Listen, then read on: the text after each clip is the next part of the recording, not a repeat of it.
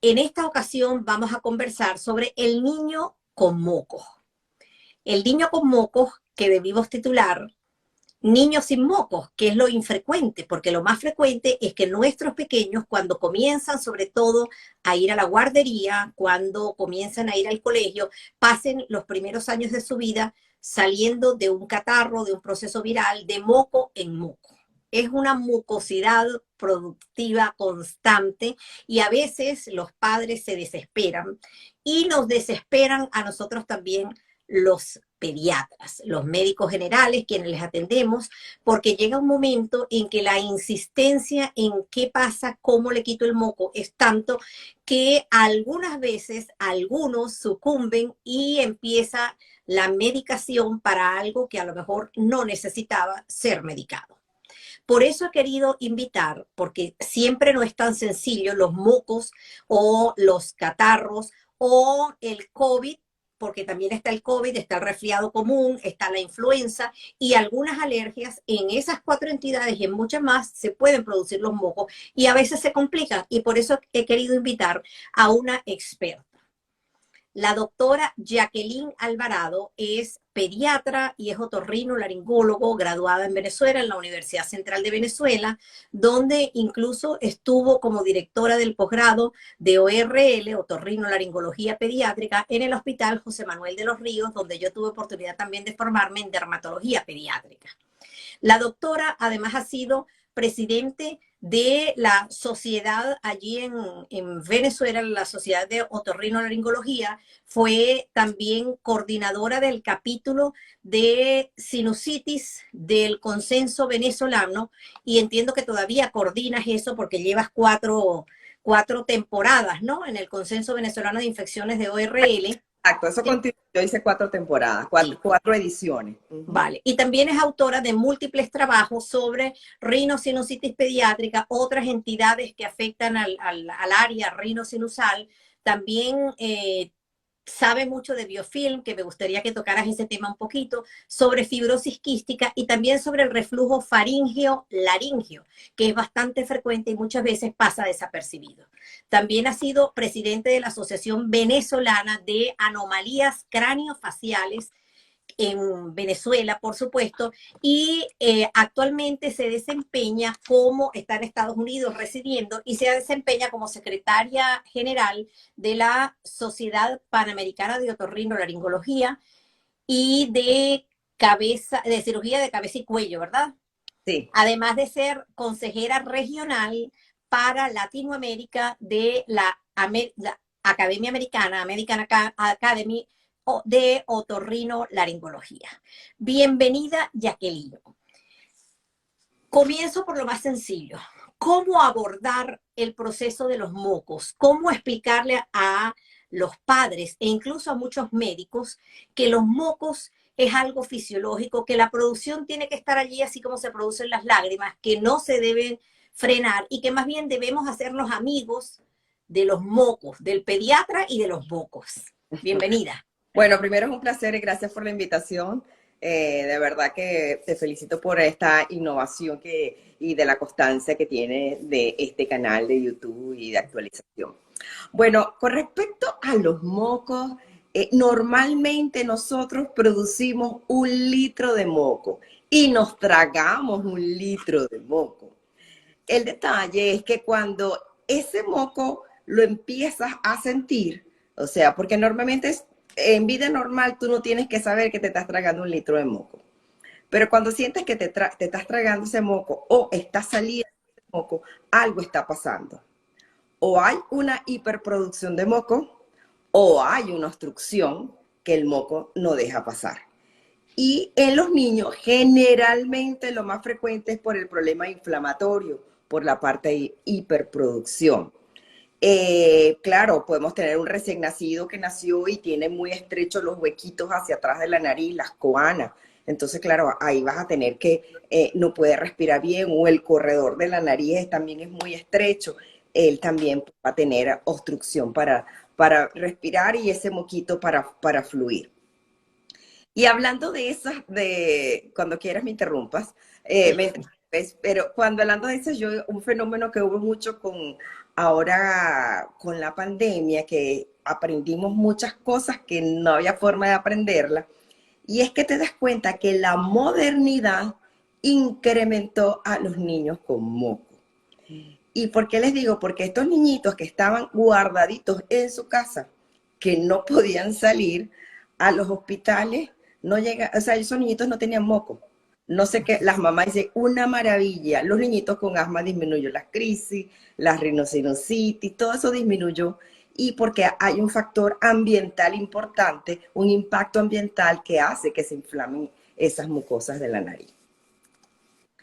Fíjate, cuando dices la modernidad disminuyó, me imagino que te estás refiriendo a esos niños que no están compartiendo moco con moco, juguetes con moco, o como incluso se hacía antes en las consultas de pediatría, y que se inició, entiendo, en Estados Unidos, donde los consultorios del pediatra era como un parque, un parquecito para los niños, y todos los niños llegaban y dejaban el peluche lleno de moco, el que venía por una erosión en la piel o una dermatitis del área del pañal salía cargado con la cantidad de virus y bacterias que quedaban en esos juguetes. ¿A eso te refieres específicamente? O sea, no, Porque el ambiente de la casa también tiene algunas no, circunstancias que pudieran hacer que se dispare. Ajá. claro, el ambiente de la casa generalmente es un ambiente protector. Porque bueno, porque todo el grupo familiar pues tiene un grupo bacteriano que hace que sea un ecosistema normal. Cuando lo cambias y empiezas a asistir a guarderías, entonces tienen que ir muy temprano porque las mamás están trabajando y hay que dejarlos en alguna parte. Entonces ya le cambia su ecosistema donde estaba él.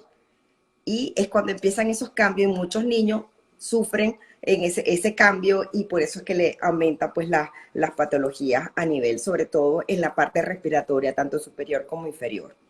Cuando dices que la producción de moco es aproximadamente de 1 litro de moco por día, pero que pasa desapercibido, no nos damos cuenta. Esos niños que comienzan a tener un moco un poco más espeso, un moco que cambia de color, que se hace amarillo, verdoso, oscuro, y que por más que tú le explicas a los papás que el color del moco no necesariamente implica que tiene que haber una infección bacteriana agregada, que tengamos que utilizar antibióticos. ¿Cómo manejas tú como otorrinolaringólogo, cómo explicarle a los padres cómo se produce, cuál es la diferencia entre un moco y otro y cuándo realmente debemos hacer lavados de esa mucosidad? Bueno, mire, cuando los cambios en el moco, lo que te está hablando es que hay una descamación y te está hablando de un efecto temporal. Puede estar infectado o no, o sea, cuando tú tienes el cambio de color, ya ha pasado ese clarito, entonces hay una descamación mucosa, una de las células mucosas, y por eso es que tiene ese color. Frecuentemente podría estar infectado, pero no necesariamente puede estar infectado.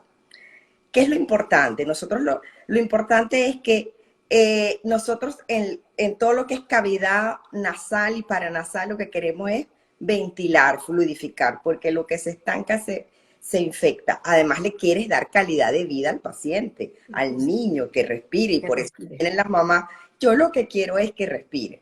Entonces, busca fluidificar. Y lo primero que está ahorita con todos los consensos para fluidificar son lavados con soluciones salinas. Pueden ser isotónicas o hipertónicas. Los estudios no han dado una diferencia marcada. Algunos dicen que en ciertos estudios que la hipertónica es mejor, ayuda a secar un poco más para la parte de tos, pero realmente en los últimos consensos y en el consenso europeo no le dan ninguna estadísticamente diferencia entre hipertónica e isotónica. Hacer esos lavados. Y lo importante es que sean lavados copiosos, no de 2 goticas, sino lavados copiosos. Que en el niño pequeño es más complicado, porque a veces lo resisten, pero depende cómo le vayas con el juego y cómo ellos se vayan sintiendo. Y el antibiótico generalmente viene dado también, nosotros lo damos por el factor temporal. Realmente decimos que tenemos una rinosinusitis aguda viral cuando los pacientes, ese es un periodo menos de 10 días. Y cuando ya tienes más de 10 días con ese moco, ya estás sospechando que tienes una rinosinusitis aguda bacteriana. Y cuando ese moco se prolonga más eh, de 3 meses ya es un proceso de una rinocinositis crónica. Entonces, a veces las bacterianas pueden aparecer antes de los 10 días, porque bueno, el niño se está empeorando, tiene fiebre a los 5 días. Eso es como que algo que se está saliendo, pues, pero lo usual es que después de los 10 días lo determines ya que sea una rinocinositis bacteriana aguda. Y el uso que cuando yo me formé, ya son 38 años como médico, Poco. se estilaba mucho la asociación que debo decir que salvo mi voto que jamás lo indiqué, de colocar las gotitas y colocaban múltiples drogas farmacológicas dentro de, hacían una mezcla incluso casera, te compras uno de estos y tienes estas gotitas para que el niño se controle la mucosidad nasal. Eso todavía se ve en muchos países. ¿Eso es mandatorio? ¿Se sigue utilizando? ¿Tiene algún efecto? ¿Se ha comprobado? Bueno, yo acuso que yo sí las usé en mi residencia, porque, pues bueno, era parte. Pero bueno, como todo evoluciona, y esas goticas venían con vasoconstrictores, venía un esteroide que era un esteroide inyectable, no era un esteroide nasal, y además venía con un antibiótico. Entonces, a lo que vamos a diferentes estudios, y por eso que llegan los consensos, tanto el europeo como el americano, ya se demostró que colocar antibióticos en las soluciones para lavados nasales no produce un beneficio, o sea, no le aporta un beneficio. Esos pacientes que le pusieron antibióticos y a otros no se lo pusieron en los lavados, la diferencia no era estadísticamente significativa, que dice que no hace falta colocárselo. Y el esteroide, pues, si le vas, el esteroide que se puede colocar es el que vende, pues, para la nariz, no este que era un En esteroide gotas, sí. O inyectable. inyectable, sí. Exactamente. Y sí es recomendable, pues, eso, que sea el lavado, pues, con solución salina. Entonces, estas mezclas, que les llamaban mezclas maravillosas, y el vasoconstrictor, en las fases agudas, que sabemos que tienen problemas. Si tú vas a usar crónicamente, tienes problemas de atrofia de la mucosa, problemas de resequedad, de sangramiento, y por eso es que si se usa el vasoconstrictor, es por muy poco tiempo, o sea, de repente un niñito una gotica nocturna porque está ahogado, no puede dormir, entonces es como una solución para ese momento en la noche, como emergencia, entre comillas, pero no es una indicación realmente. Ok. Y cuando tú hablabas de realizar los lavados, yo por lo menos, como lo comentaba antes, no indico los lavados y le digo, señora, si usted ve que el chorro de moco está saliendo, es un moco cristalino que fluye, ¿para qué lo vas a lavar si está saliendo? Doctora, es que yo vengo porque es que, mire, tiene un ronroneo que parece un gatito y entonces cuando se acuesta, como que aumenta, será un reflujo, será el moco. Creo que se le bajó, que es otra de los comentarios que hacen las mamás, que yo creo que se le bajó o es que me voy de viaje y no quiero que se le baje a los pulmones, pero el ronroneo me molesta mucho y yo le hago el lavado incluso con una jeringuilla o una inyectadora nasal inclinadito para que salga por el otro lado, que es una técnica en los niños mayores, y no veo que salga moco. En esos casos, ¿cómo explicarles que esa descarga puede ser postnasal y que precisamente cuando se acuesta aumenta esa producción de moco e incluso los niños tienen tos y vómito? Sí, bueno, el lavadito ayuda, porque, o sea, tú le estás buscando, como dicen, aumentar tres cosas.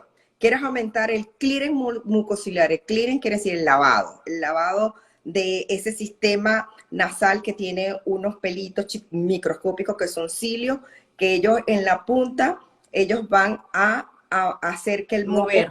atrás. Entonces, si está con el moco muy espeso, ellos no se pueden mover y entonces, bueno, estás atrapando moco. Y necesitas fluidificar. Y además los senos se necesitan ventilar y atrás también necesitas ventilar porque la respiración inteligente se hace en la nariz, donde calientas, humidificas y filtras el aire. Y por eso es que esta mamá está diciendo, no quiero que se me pase los pulmones, porque entonces el niñito, si quiere la nariz obstruida por tanto moco, tiene que hacer una respiración por la boca, respiración oral, donde le entra ese aire frío, seco e impuro a los pulmones, y es un caldo más el moco que le está cayendo atrás, un caldo para infecciones respiratorias inferiores o complicaciones inferiores. Entonces, nosotros, y lo otro es que ellos sí, ellos pueden, ese moco que está cayendo atrás, que a veces puede ser porque las adenoides están inflamadas, y las adenoides, si esta es la nariz, o sea, aquí viene la nariz, aquí atrás, en la parte posterior de la nariz, están las adenoides, y este sería el paladar.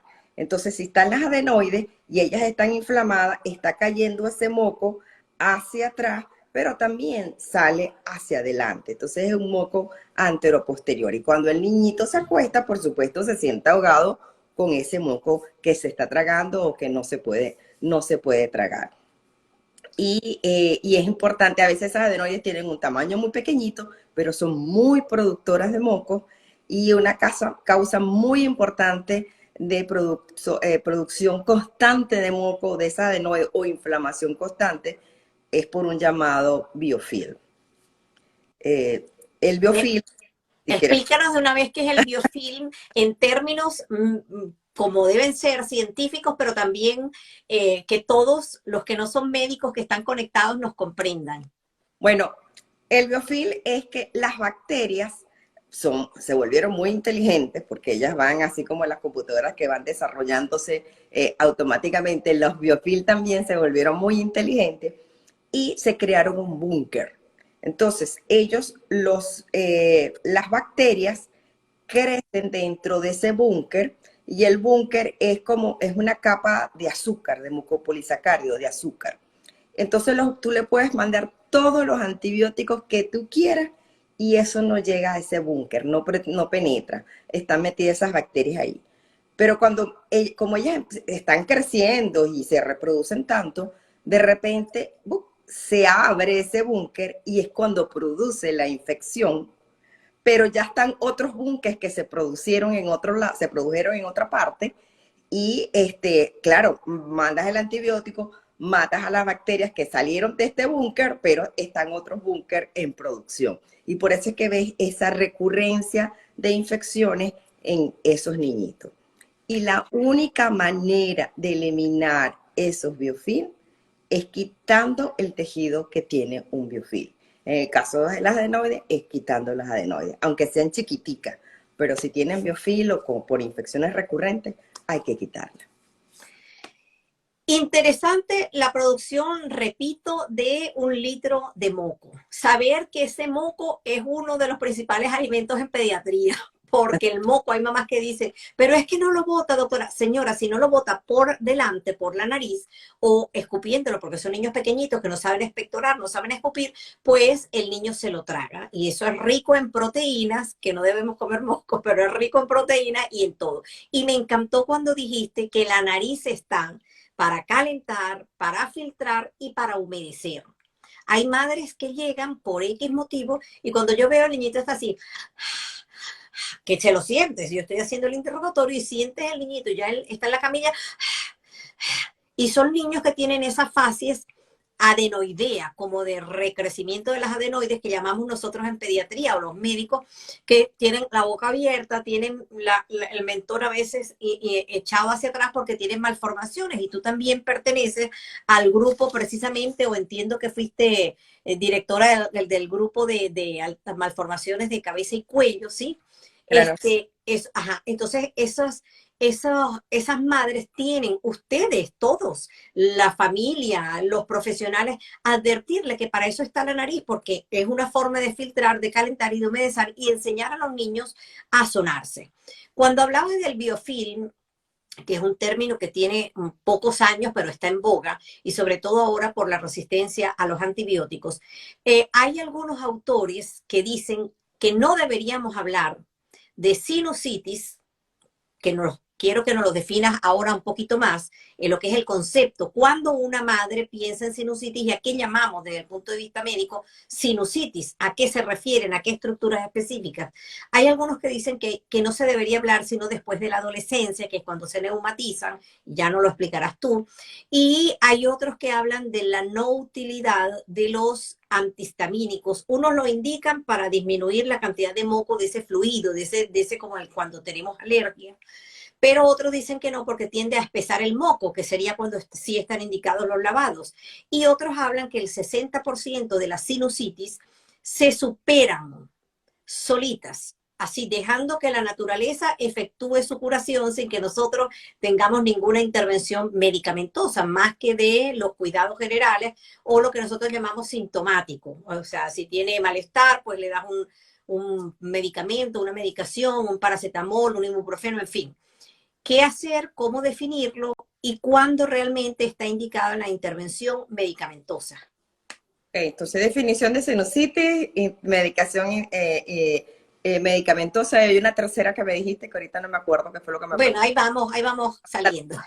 Bueno, la definición de sinus, bueno, primero que son los senos paranasales, son cavidades aéreas que están y se llaman paranasales porque están como alrededor de la parte nasal. Entonces tenemos los maxilares que están aquí, están los etmoidales que están aquí en la parte posterior, el frontal que está en esta área y el esfenoidal que está hacia atrás, que sería como en la base del cráneo.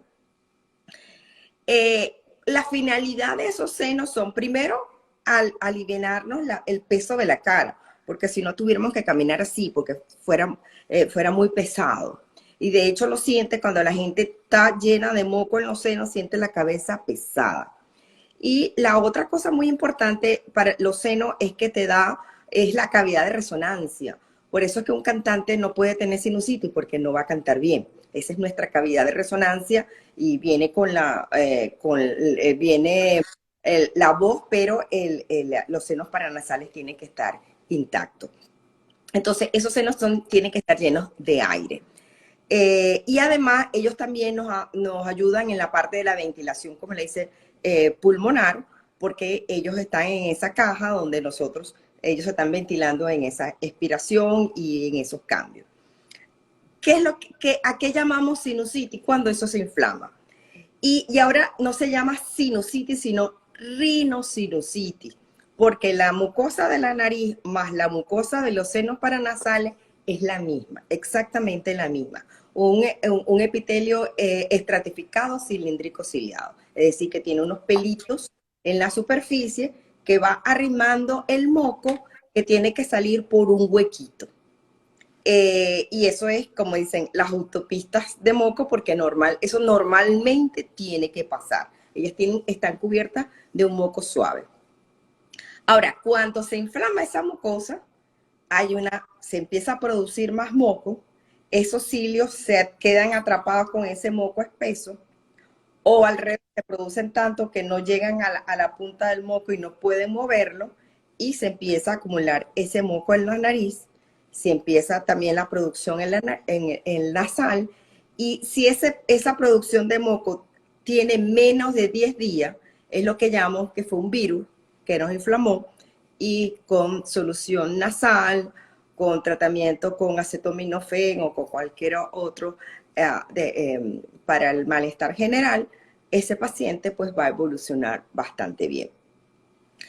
Generalmente después de los 10 días se dice que ese moco se puede infectar o de amor está infectado y es cuando se indica el antibiótico.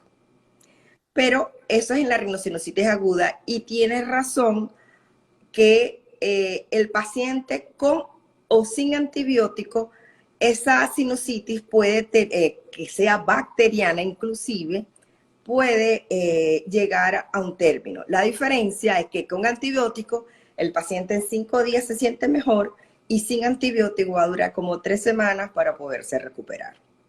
Vale.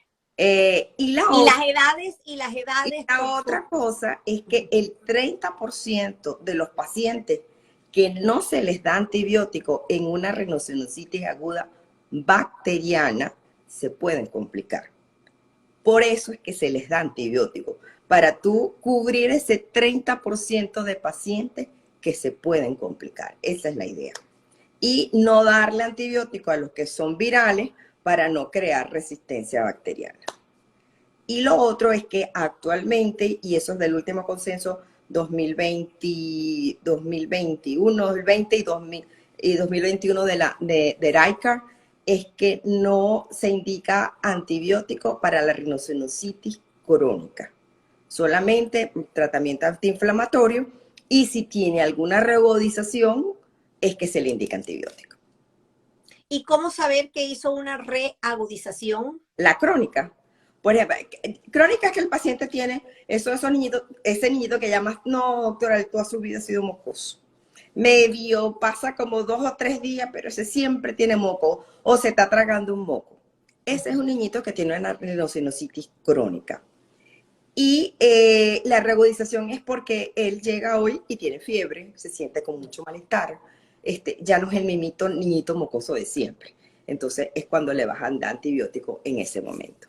Y los síntomas de, doctora, a veces se queja que le duele la cabeza, que le duele aquí la cara, que cuando agacha la cabeza, ¿esos síntomas realmente son tan objetivos para uno hacer un diagnóstico en niños pequeños o Bueno, no es igual que en los adultos? bueno, no. Ahora, una cosa que sí me encantaba, que me acuerdo que hablaste de la parte temporal, que los niñitos chiquitos y que no tienen sinusitis. Nosotros nacemos con senos paranasales. Lo que pasa es que nacemos muy chiquitos, los senos maxilares y el hemoidal. Lo que no tenemos es frontal ni tenemos esfenoidal. Después de los 5 años es que se están ya desarrollándose frontal y esfenoidal, que empieza más tempranito. Pero sí puedes tener sinusitis desde pequeño. Los chiquiticos, o sea, y lo que se habla, inclusive lo que es el consenso europeo, habla que es el EPOS 2020, el último, tú dices, los criterios para clínicos, se diagnostica clínicamente sinusitis, dice, el paciente tiene que tener obstrucción nasal y o rinorrea. Rinorrea es moco, mucho moco. Entonces el paciente tiene que tener o mucho moco, o la nariz tapada, o las dos cosas. Tiene que haber alguna de esas cosas primero para que tenga sinusitis. Después viene el otro rosario. Bueno, puede tener dolor de cabeza, puede tener fiebre, puede tener pesadez, eso puede estar. Generalmente la parte de pesadez de la cabeza generalmente son niños más grandes porque son los que tienen mejor desarrollado el seno frontal, generalmente más para adolescentes. Los niños chiquitos, los niños generalmente lo que sí, y es lo que hacen más hincapié, sobre todo en rinoceronositis crónica, es la tos. La tos en el niño es diferente que en el adulto, porque en el niño te está hablando de que ese niño tiene un componente inflamatorio diferente que otro y hay que estar mucho más pendiente y como mucho más encima de ese muchachito. ¿Y cuáles serían las características de esa tos? Porque a veces la tos es un paquete muy grande, porque Sí. a veces tenemos la tos como símil de asma. Entonces resulta que es un paciente que es asmático y, y no nos da los pitos, no nos hace el tiraje.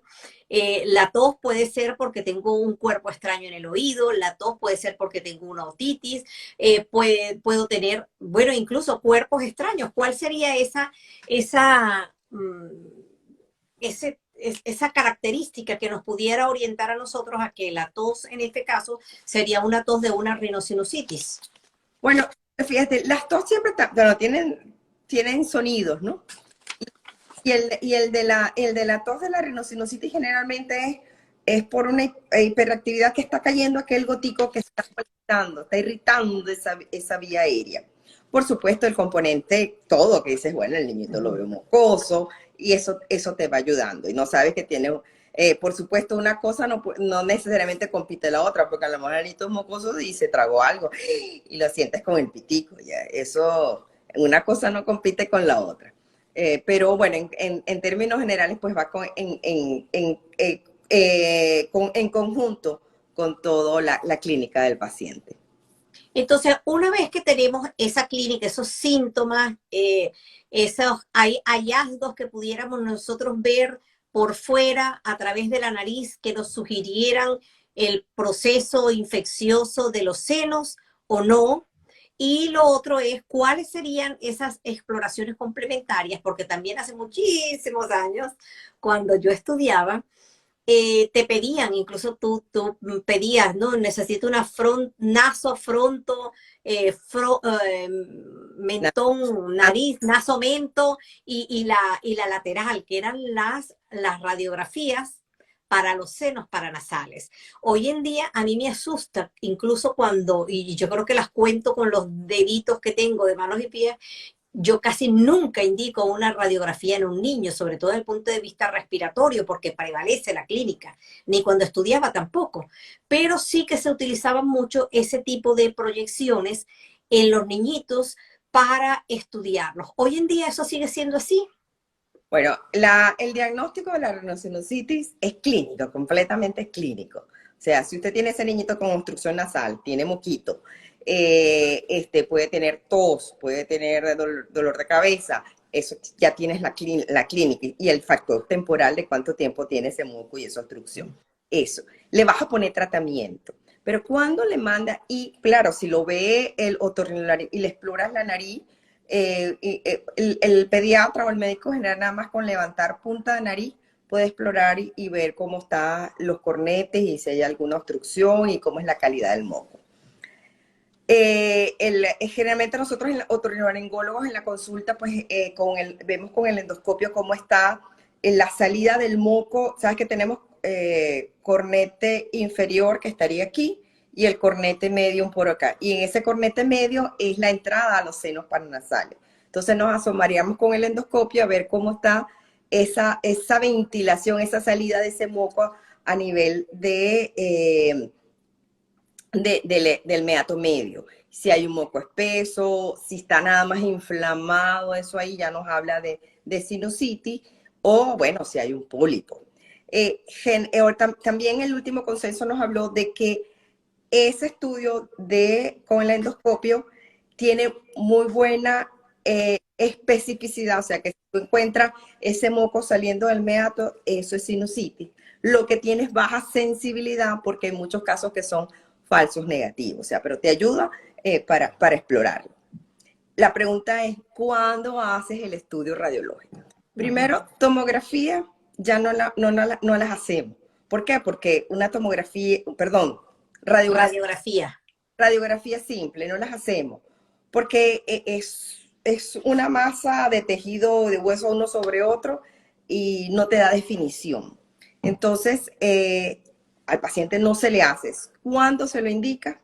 En rinocinositis aguda no hace falta, a menos que el paciente se esté complicando, sospeche que vaya a tener un tumor, que sea un paciente inmunosuprimido. Eso serían como indicaciones para hacer una tomografía. Pero en términos generales, nunca se la tiene que hacer, no hace falta. En rinocinositis crónica, también le vas a mandar tratamiento previo. Y si el paciente no mejora en 3 o 4 meses, es cuando le mandas a hacer una tomografía para ver qué está pasando adentro, si hay alguna obstrucción desde el punto de vista estructural que haya que mejorar, como si hay alguna bula, etcétera. O que el paciente y si el paciente se va a operar, por supuesto, tiene que tener una tomografía. Realmente esas serían como que las indicaciones. Y evitar al máximo, no esa cosa que a veces la gente venía, una tomografía cuando me vieron, una tomografía después que terminé el tratamiento y otra para después si quedé muy bien. Eso es mucha irradiación para el niño, o sea, prácticamente no hay que hacerlo, sino en momentos... Claro. Ahora fíjate, hay pacientes que llegan a la consulta ya solicitándote, te dicen, mire, mi niño tiene sinusitis porque es que tiene mocos y su padre tiene sinusitis. Entonces, para que me lo mande a operar, te llegan así directo, ¿sabes? Que ahora utilizan mucho lo que algunos llaman el doctor Google, y que bueno, yo no lo llamo así, pero es el argot común, pues, en nombrarlo.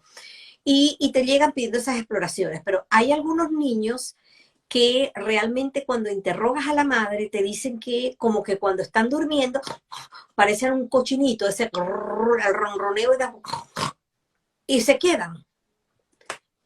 En esos casos está indicado prueba del sueño, cuándo la indican, cuál es la asociación con esta hipertrofia de adenoides, es de utilidad para tomar la decisión quirúrgica o no, y a partir de qué edad Bueno, hacen ustedes las intervenciones o las sugieren, o bueno, esperan tratamiento antiinflamatorio a ver qué va, porque, bueno, entendiéndose que son niños y que los virus salen de un proceso viral, entran en el otro, cada 2, 3 semanas están pillando un virus, porque es así, y se infectan, lo superan un poquito y vuelven otra vez, y vuelve otra vez el moco, y cada vez esas adenoides se hipertrofian y vuelven un poquitico menos, porque siempre están con esa producción de moco. claro, ¿Cuándo estarían indicadas esas pruebas? Y si se indican, no lo sé.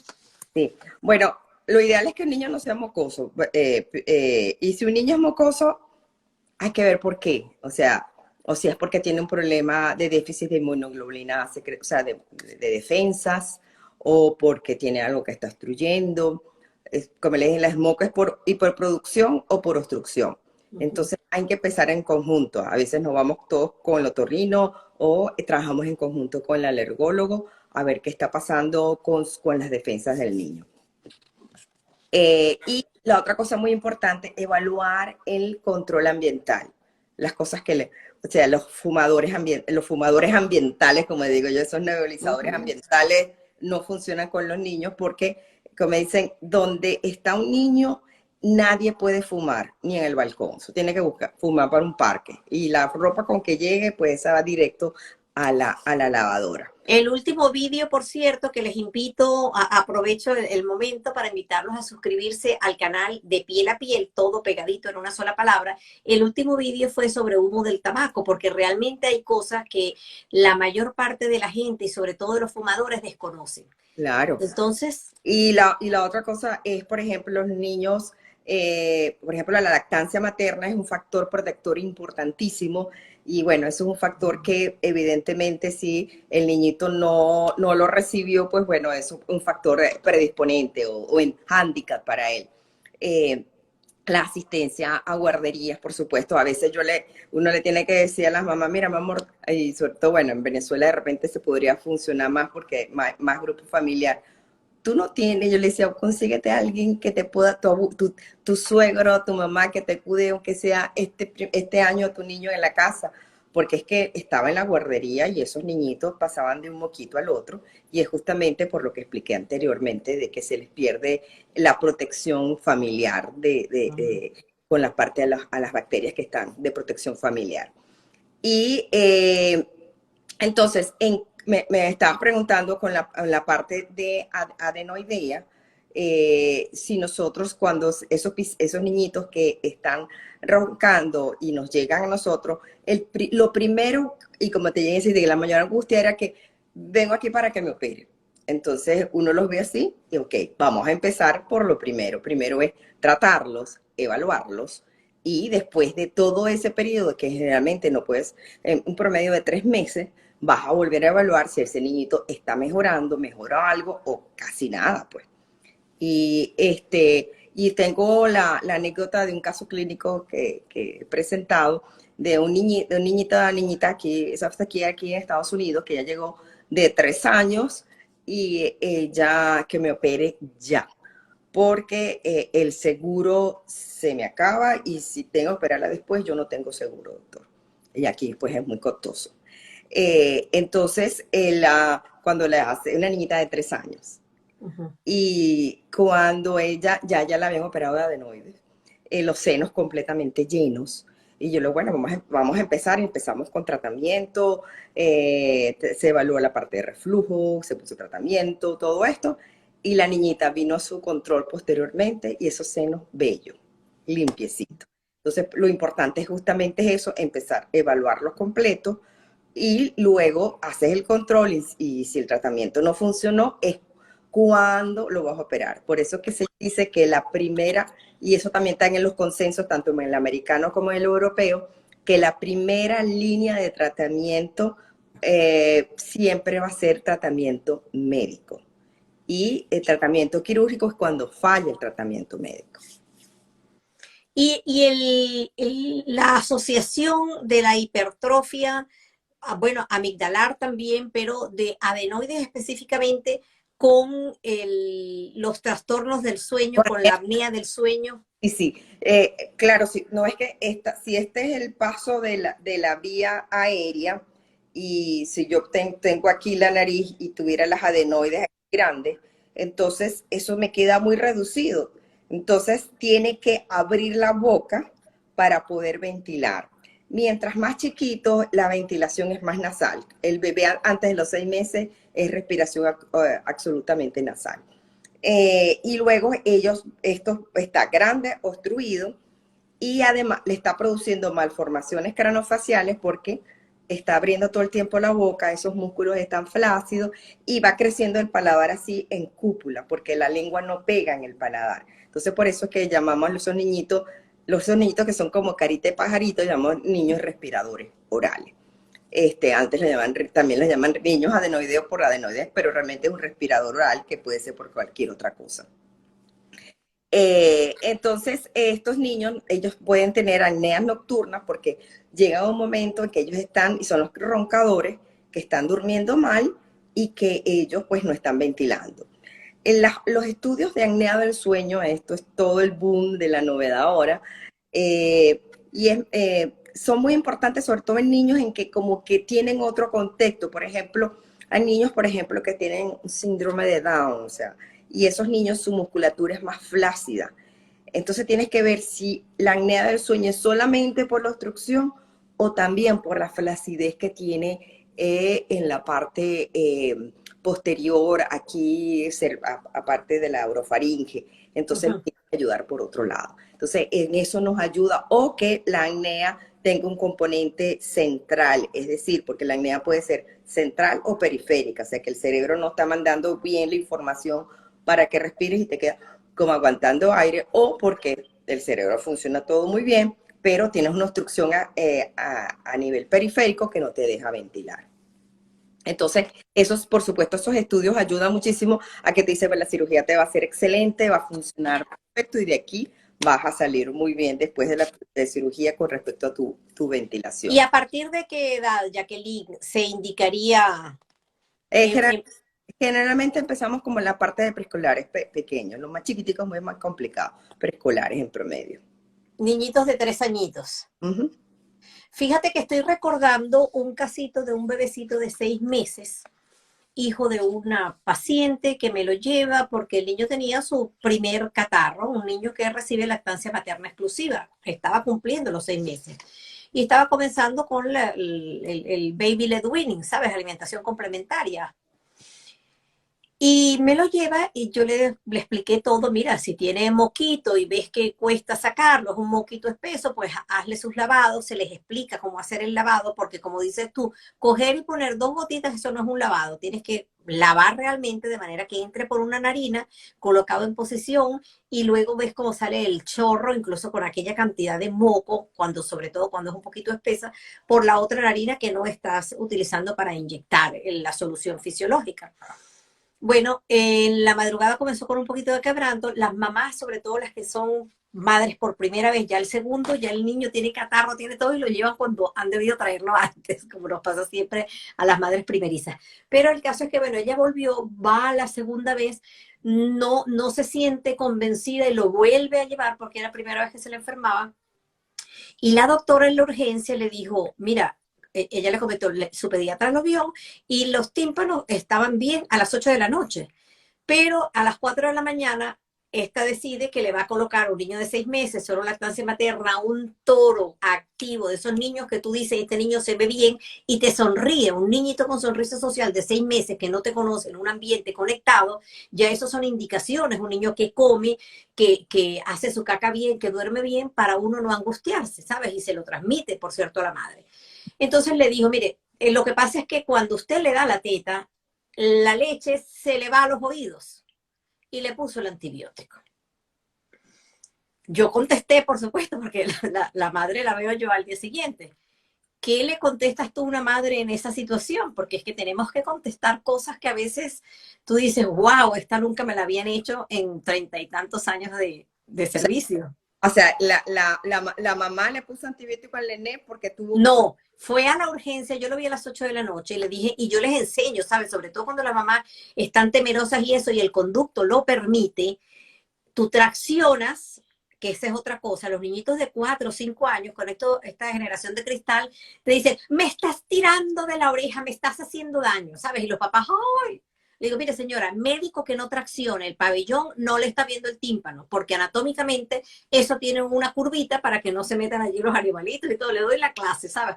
Y les enseño. Generalmente los tímpanos en los niños a veces son difíciles de ver porque son muy poco gruesos, pero generalmente cuando tú metes el otoscopio tú logras ver bien y yo les enseño el tímpano, sobre todo los viernes, que ya viene sábado y domingo, para que la madre vaya tranquila. Le digo, mira madre, esto está así, incluso si lo viera un poquito rojito, no te voy a poner el antibiótico enseguida, te voy a decir que esperes. Bueno, yo vi a la madre, vi al bebé a las 8 de la noche, tranquilicé a la madre mostrándole ambos conductos y todo, el bebé perfecto, como te digo, un bebé conectado, había tenido su piquito de 38, 38.3, pero el bebé en ese momento perfecto, pero a las 4 de la mañana hizo otro pico.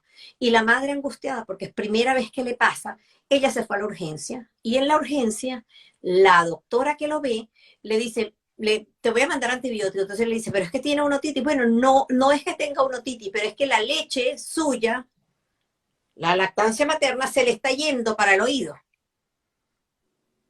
Ah, ok, eso se lo dijo Sí, yo, sí. Ella es seguidora mía.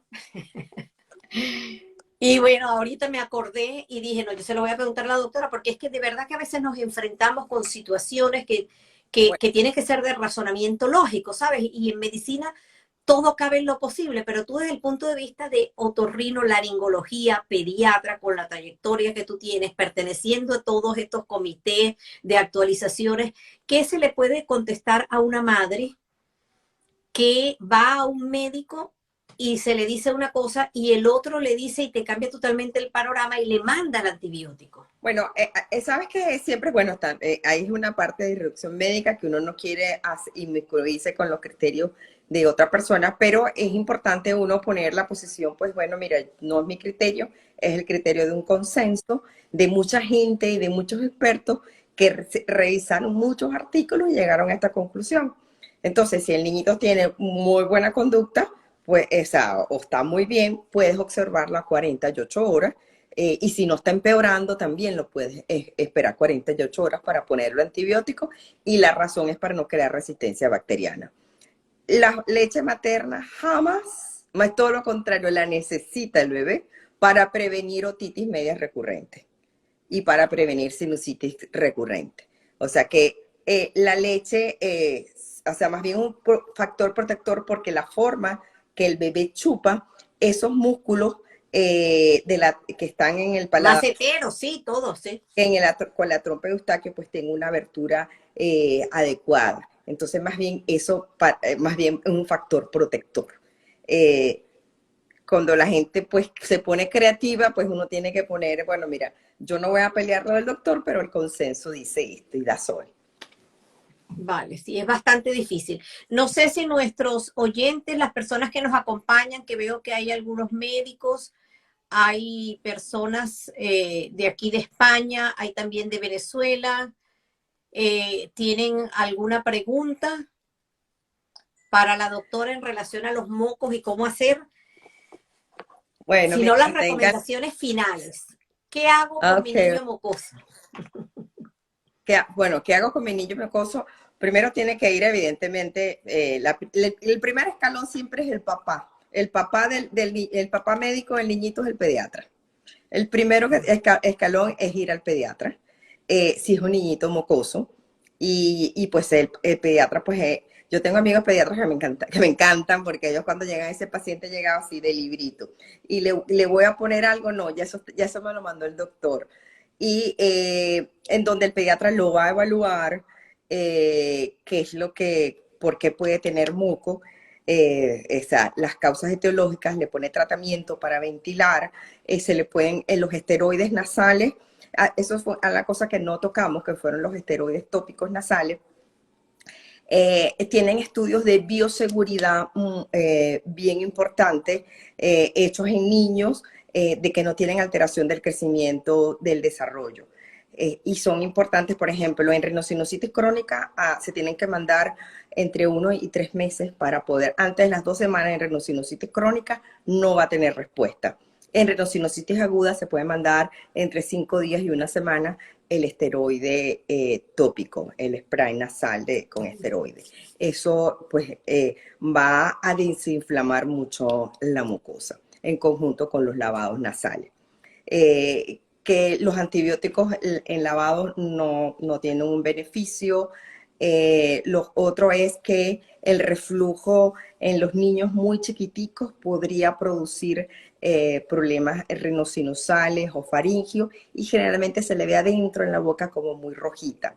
Esto entonces trabajaríamos en conjunto con el otorrino y el gastroenterólogo a ver si realmente tiene un reflujo faringolaringio. Que es distinto a estar pegado de la teta mamando y que la leche se le vaya al oído, como ya lo aclaraste.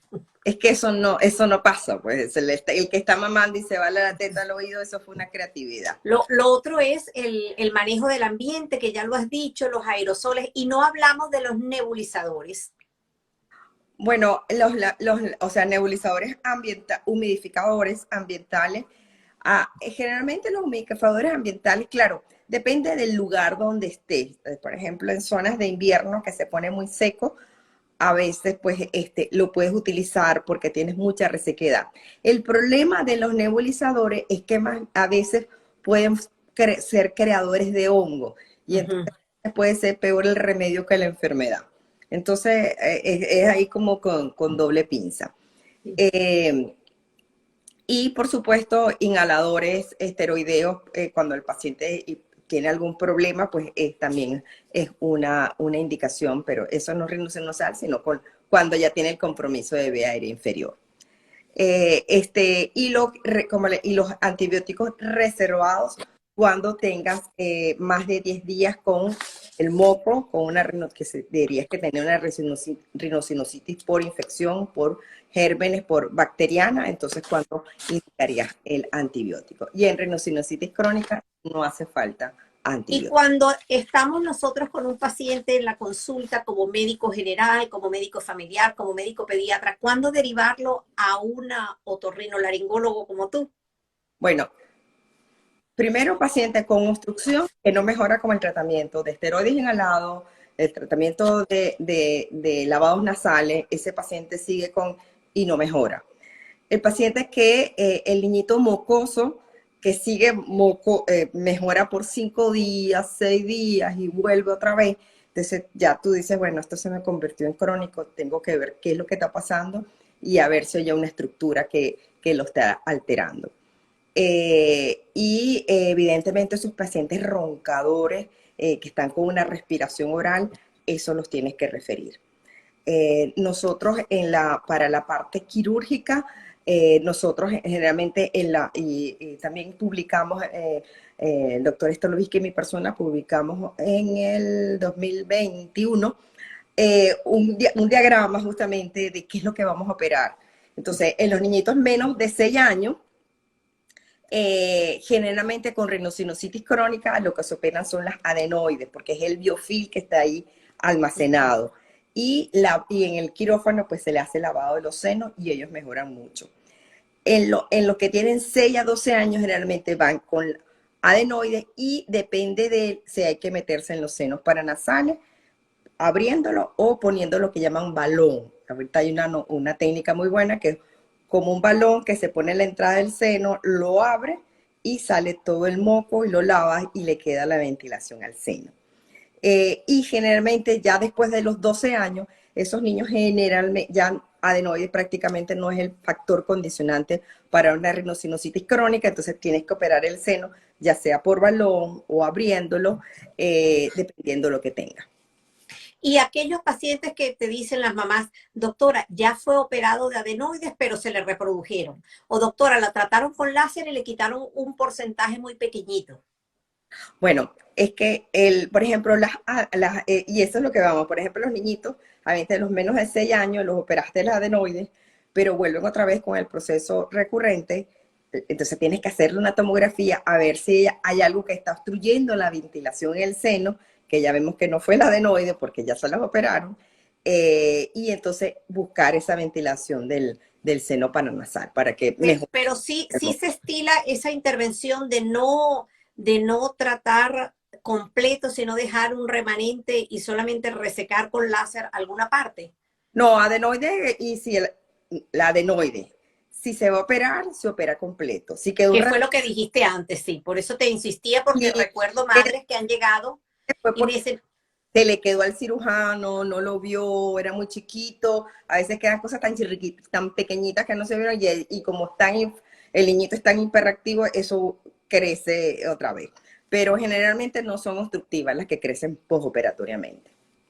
preguntan, buenas tardes, si persisten los mocos en los niños, ¿se recomienda ir a un especialista, alergólogo u otorrino para que este proceso mejore? Gracias y saludos.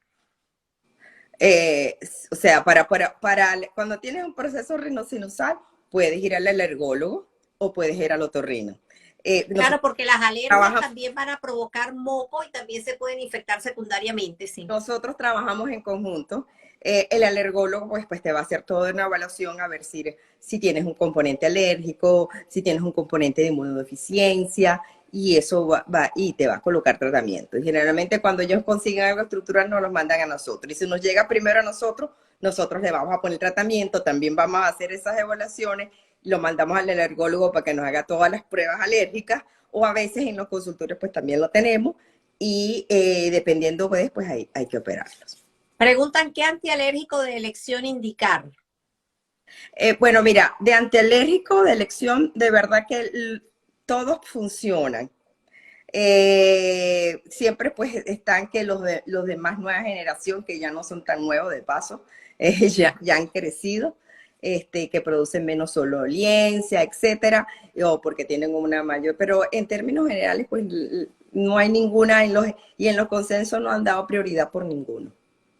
Sí, en el canal de Piel a Piel, que los invito nuevamente a suscribirse, de Piel a Piel en YouTube, una sola palabra, hay un vídeo que subimos hace unos meses sobre urticaria y ahí hablábamos de los antihistamínicos. Esos antihistamínicos, como dice la doctora, que llamamos de última generación, pero que tienen ya muchísimos años, y las dosis, porque muchas veces damos dosis muy bajas que no hacen efecto en el paciente. Y ahí explicamos cómo se puede dar doble dosis, 3 veces la dosis e incluso 4 veces la dosis, pero ojo, siempre bajo la supervisión de su médico. Bueno, en piel levocitiricina y cetericina funciona mejor. Sí, y yo mando mucho la desloratadina también. Sí. Pero Eso, en vía aérea, loratadina, levocitiricina no tienen estadísticamente diferencia. Los consensos no le dieron ninguna especificidad ninguno. bueno, si no hay más preguntas, les agradecemos enormemente que nos hayan acompañado. Les invito de nuevo a que se suscriban al canal, a que nos apoyen con un like para seguir creciendo. La doctora va a ser invitada nuevamente para hablar de otros temas que tienen que ver con el área de la otorrinolaringología en pediatría. A veces es muy difícil tener una consulta con un especialista, Ah, máxime de la calidad de la doctora Jacqueline Alvarado, y es importante que ustedes a través de esta vía se puedan conectar, tienen el especialista de la mano y a veces los dejamos pasar y no los utilizamos. Un abrazo, mil gracias por haber estado conmigo, por ahí te están saludando conmigo y con nuestra audiencia. Desloratadina nos ha dado estupendos resultados, dice seguro Roxaner que desde sí. Londres. Sí, Ujú. yo la uso muchísimo y eso sí, pocas veces a la dosis normal. Generalmente doy doble dosis y se lo explico bien a los padres.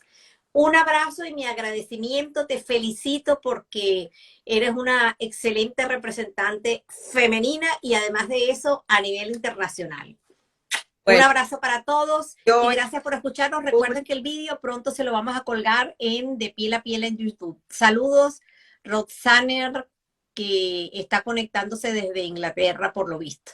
Un oh, abrazo, Jacqueline. madrugada. Muchísimas gracias. Bye. Estamos en contacto. Hasta luego. Bye. Vale. Dios los bendiga.